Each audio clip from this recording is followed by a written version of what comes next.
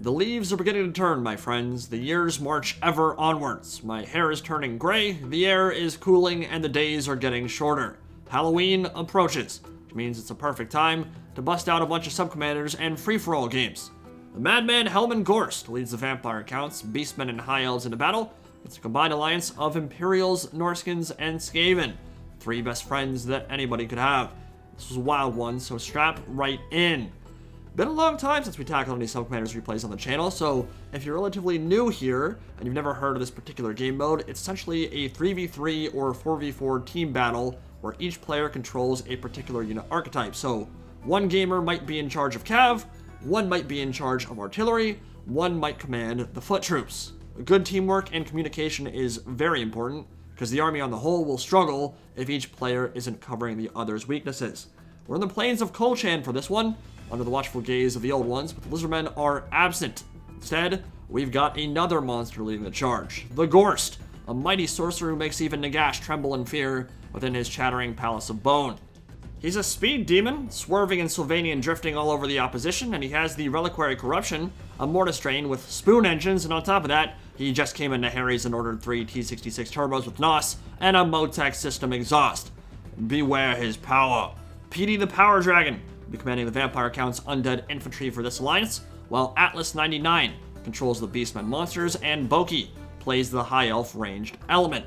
Now, generally, when we play Subcommanders, for the sake of better unit variety and representation, people can bring 1 or 2 units outside their archetype, and everyone has to bring 3 to 4 chaff infantry as well, because if you don't do that, you end up with a situation where there's very little to blow up or kill on the field.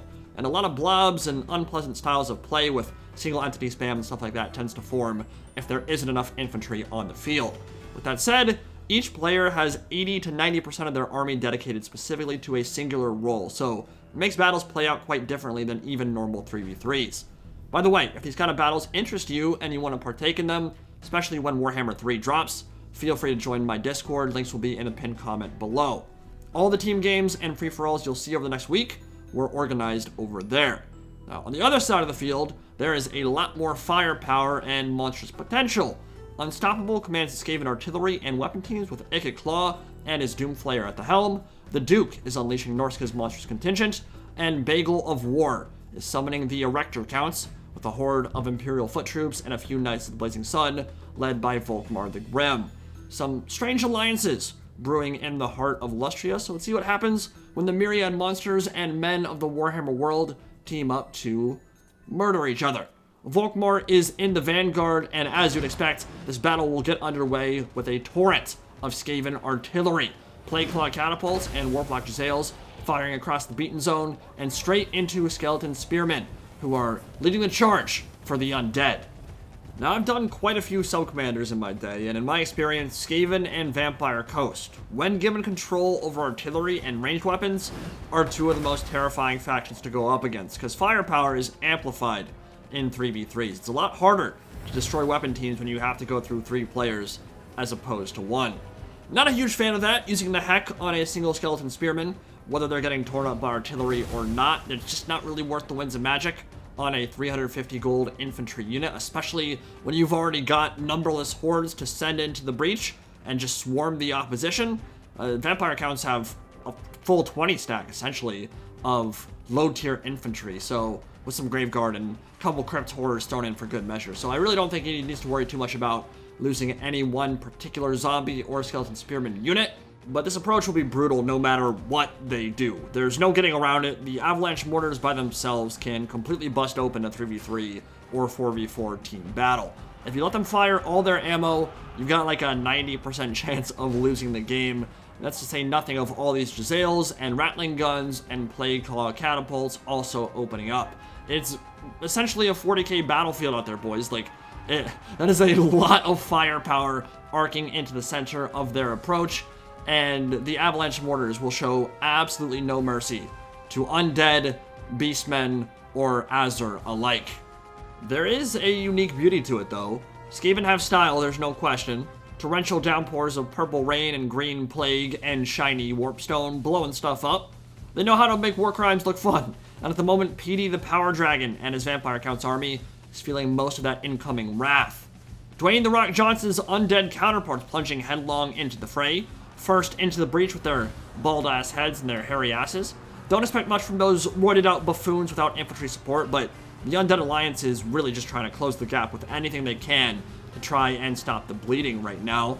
Cairn Race in particular being sent to the Shadow Realm because they're ethereal, and Poison Wind mortars cause magical damage. Mortars are typically better against tightly packed infantry, and Race are in loose formation, but they're weak to magic, so not a terrible plan to try to focus them out of the map early. And there's a monstrous duel brewing. Manticore, an ice dragon coming in from the rear, and a bunch of skin wolves matching up against the Bloodbrute Behemoth, a Gorbull, and some Razorbacks over on that side. In the middle, Volkmar the Grim with his Grand Hammer of Sigmar and Grand Shield of Faith, giving damage resist and leading the charge for the Skaven, Imperial, and Norscan Alliance. And he does deal flaming damage. So those Crypt Horrors, who have regeneration and weakness to flame, well, with Teethbreakers coming in and a big bombardment falling, they just disintegrated. That was very nasty to watch. Goodbye, sweet monstrous infantry.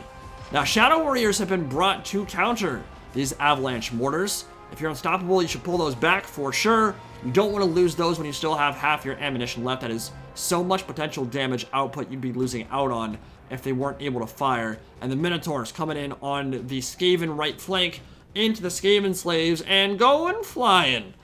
Al Gorbull taking off like Team Rocket in Pokemon. You love to see it, man. It'll never get changed. Jabberslice with the RKO into the Imperial State Troops. They were braced for that charge. Still gonna lose about a fifth of their HP. Thing is ginormous, man. And life ain't gonna get any easier when the Minibus comes knocking. Existence is pain. Spurting bile blood enveloping the Imperial Foot Troopers. First, it was unholy abominations the size of an 18-wheeler. Then it was roided out bull people.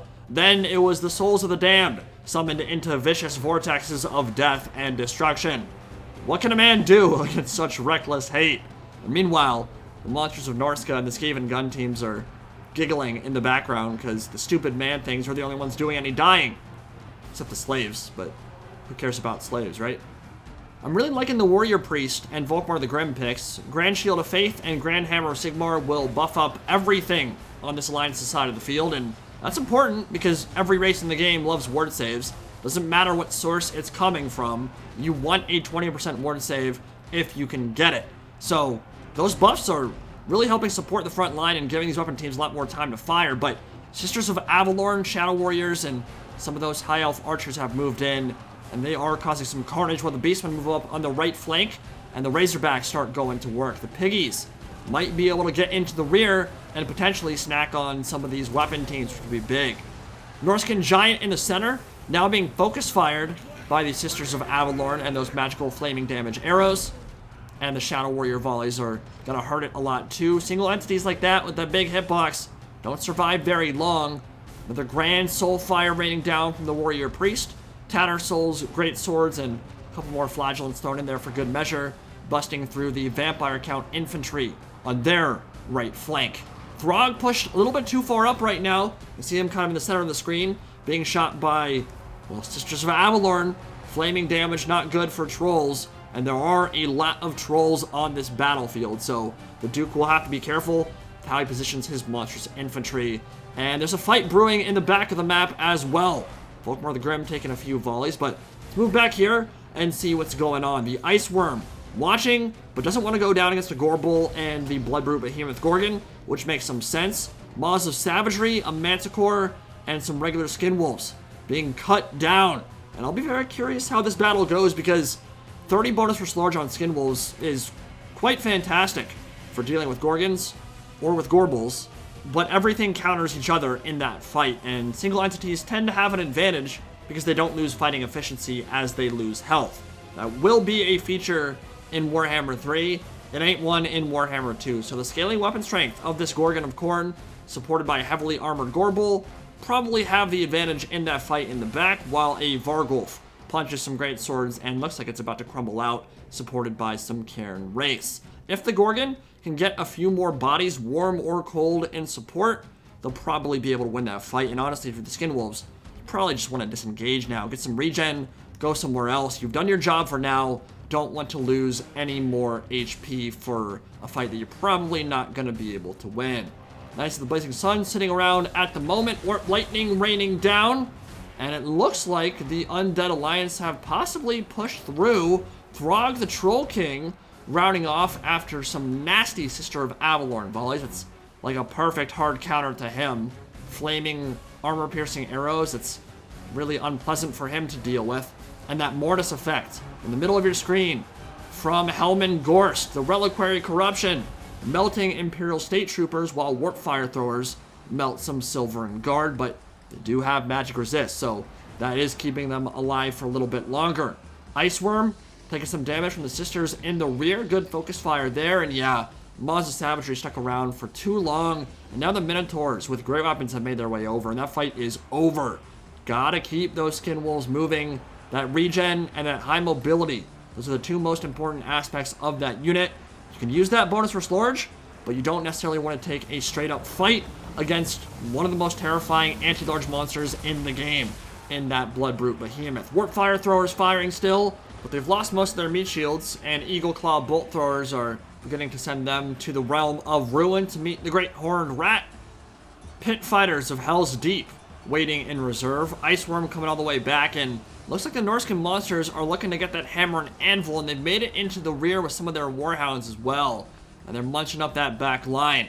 Jabberslythe rounded off, but returned and got rid of some Warplock Jezzails. That's a pretty big pickup for the Beastmen.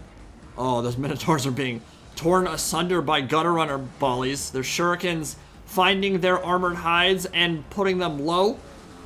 Trolls charging into the flank of the Silverin Guard, and even though those are spears, I don't think that phalanx will fare particularly well against vomitous, monstrous infantry, especially when Volkmar the Grim comes in with his terror. If that's not the most goddamn heretical thing you have ever seen, Volkmar the Grim leading the charge of a bunch of Norscan trolls, Chaos Mutants. That's a weird combo for sure. Banishment and Warp Lightning and Grand Soulfire from Volkmar, all blowing stuff up. And we've had quite the fireworks display, and we're only about halfway through this battle. Second unit of Warplock Jezzails ran down by the Illyrian Reaver Archer Regiment of Renown. Doombull in the thick of it, beating up on some trolls, getting a lot of damage value there. And Helman Ghorst fighting amongst the Albino Council Guard, still somehow alive and imbuing everything with his Reliquary Corruption and Animus leadership buffs. Big charge coming in from the Minobus, led by the Blood Brute Behemoth. The Skaven have some good troops in there, but they don't have the killing power to bring the Gorgon down. Gutter Runners should not be in melee with a Gorgon of Khorne, and the Pit Fighters of Hell's Deep, while also a good unit, cannot deal with the bus running over them like Volkmar the Grim is doing to the Sisters of Avalorn over in the middle of the battlefield. And Ikit Claw on his Doom Flare, summoning a Crack's Call, slicing up some Sisters of Avalorn and Lothern Seaguard. Granny shifting, not double clutching like he should. Pit Fighters of Hell's Deep are donezo. And it looks like the Skaven and Empire are actually doing pretty well over in the middle of this battlefield, especially when they're backed up by the Frostworm. Matscore coming in. Sisters of Avalorn ripped asunder. They won't be long for this world now. Dragon and Chaos creatures feasting upon their mortal flesh. That's going to be a rout real soon. Ikit Claw being focus fired down by Lothern Seaguard, and the remnants of the Imperial State Troopers and their foot infantry charging forth to try to bring this Doombull to heel. Illyrian Reavers charging in from the rear, and Plague Claw catapults desperately trying to escape from a handful of High Elf infantry, while the Jabberslythe and Minotaurs have come back from their routing and look like they might get their own hammer and anvil. Knights of the Blazing Sun tied down, not moving. An immediate terror rout as soon as the Jabberslythe comes in. My god, Ikit Claw. What were you doing there, my friend? Oh, here comes the nuke. Explosions with Michael Bay. Michael Bay explosions. Ikit Claw is dead. Apparently, that's only a halberd attack. I did not know that. I thought that it could actually blow up regiments. Apparently, it is the same attack profile as his regular weapon animations. Who knew? It would have been kind of cool if that could blow up entire regiments. I'm kind of sad that it can't. Volkmar the Grim just died to the Doombull somehow. He also got sent flying. It feels like that just every time I see a Minotaur leave his feet, he just gets sent flying across the horizon. Nice breath attack from the Frostworm. killing off some Lothar and Seaguard, and this is still dead even. We're 10 minutes in. There's a decent amount of stuff on both sides. I mean, obviously, both armies are tattered.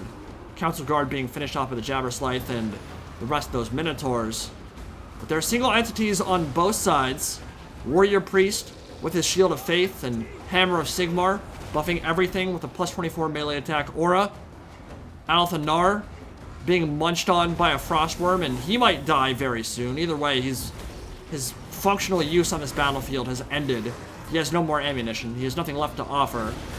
But everywhere that Blood Brute Behemoth goes, important units are dying.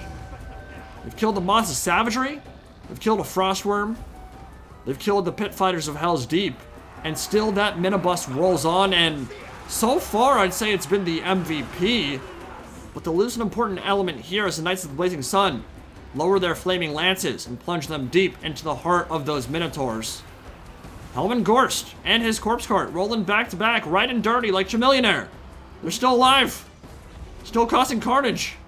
You don't expect corpse carts to rack up a lot of kills, but Helman Ghorst is literally like a Mortis engine, so if you leave it alive and it's in and amongst a bunch of infantry, it will hurt. And the Skaven and Imperial Alliance is feeling that for sure. Here come the Pit Fighters. Only 3 models left in their unit, but they can still do some cool stuff. Like, I don't know, maybe pick up a Silvern Guard and slam him into the ground over and over and over and over again until he's a bloody ruin. That was pretty cool. But they're gone. Those are spears. Monstrous infantry, not the best for our spears. Monstrous Savagery finally gone for good. Jabberslythe down to a tiny amount of HP, as is the Doom Bull. And this is one of those things where the balance of power is probably inflated a bit in their favor because the single entities are still alive, but each of their SEMs are incredibly close to death. That's true for both sides, though. Imperial Warrior Priest down to 200 health and running. Probably will not return. Jezzail shattered. Jabberslythe fighting in and amongst a horde of flagellants, and Helman Ghorst and his corpse cart brethren just shattered ice trolls. This is hilarious. They're moving with 13 charge bonus and like 20 speed, and they are running around shattering monstrous troops. You don't see that from Helman Ghorst every day, but he's putting his team on his back though. Like Greg Jennings with a broken leg. Here it comes. Jabberslythe from the top rope, imbuing those spears, or halberds rather, with the aura of madness, sending entire squadrons of infantry flying and, of course, dropping some spurting bile bloods. Not gonna matter though. He's routed, 23 health, 61 kills, 2 chevrons earned, and might die? Either way, I think we've seen the last of him, but it looks like he will barely escape. No heals for the Beastmen to get him back into the fight, so yeah, I don't think he will return to the fold, but here comes the Minibus. Gorbul leading the charge. Minotaurs second in, Gorgon third. These are flagellants, they are unbreakable, and they will tar pit these Minotaurs for some amount of time anyway. 1,500 health left. I'd say they're kind of wasting their time right now, and I think Atlas agrees. He's moving on to kill something more important. There isn't a whole lot left for the Skaven side. Doombull with 172 HP, charging into the teeth of the Empire defense. A few of these halberds chased off some stuff all the way to the edge of the map, leaving a Crimson Ruin in its wake, popping all his buffs, Barb Knuckle Boxing, Deadly Onslaught, 14 HP, and falls. But they have a commanding lead now regardless, and I think this Beastmen High Elf and Vampire Counts Alliance might just be able to take it. But before we get to that point, Helman Ghorst has lost his family. His family is gone. His corpse cart brethren dead, ripped apart, and he must have his vengeance in this life or the next. Van Helsdance Macabre, plus 25% speed, up to 29 speed. He is cooking with gas now. And a massive boost to melee attack, now up to 54. Straight into Spearmen, straight into Halberds. And the Reliquary Corruption will slowly begin sapping the life of all these bonus for large infantry as they attempt to surround him. Can Helman Ghorst finish off all these troops. Great swords coming in from behind. Slay them! Plus 16 leadership will ensure he does not crumble out anytime soon. Let's say his leadership is holding on pretty well, all things considered. But he is about to be attacked in the rear. Up to 194 kills now. Is Helman Ghorst your MVP? Is this third-rate necromancer truly one to rival Nagash? I'm not sure in a new age of undeath. I think he might be. Oh my god, they're all routing. Oh, huge charge from the Gorgon. I love that attack animation. It looks so sick. And this should be army losses any moment now. There it is. Flagellants are the only troops remaining. Minotaurs will cut them down to size and satiate their blood greed. But that was a crazy Subcommanders, man. That got pretty close at the end. There's only about 5,500 HP remaining on this battlefield for the attackers. And that's the equivalent of one single entity with full HP. Combine all that HP together, and that is all you have left. They got their asses beat. But they won. Oh my god. They literally lost a Minotaur to a single flagellant. Can you imagine being that Minotaur? You've already won. The war is over. And you get smacked in the face by a tiny-ass club and you die. Oh, that feels bad. Okay. Atlas 99, Boki and PD, the Power Dragon, win by the skin of their teeth against the Duke, Unstoppable 1997, and Bagel of War. Super entertaining Subcommanders. I love this style of battle. It's always entertaining to watch, and there were some pretty impressive performances from units throughout. Ghorst with 214 kills. How much damage value? 2,400 damage value, 20,000 damage dealt. He was the MVP of the vampire counts, at least. There's no question about that. No longer a meme. Doombull with almost 4,000 damage value. That's incredibly impressive as well. Althanar got over 2,000.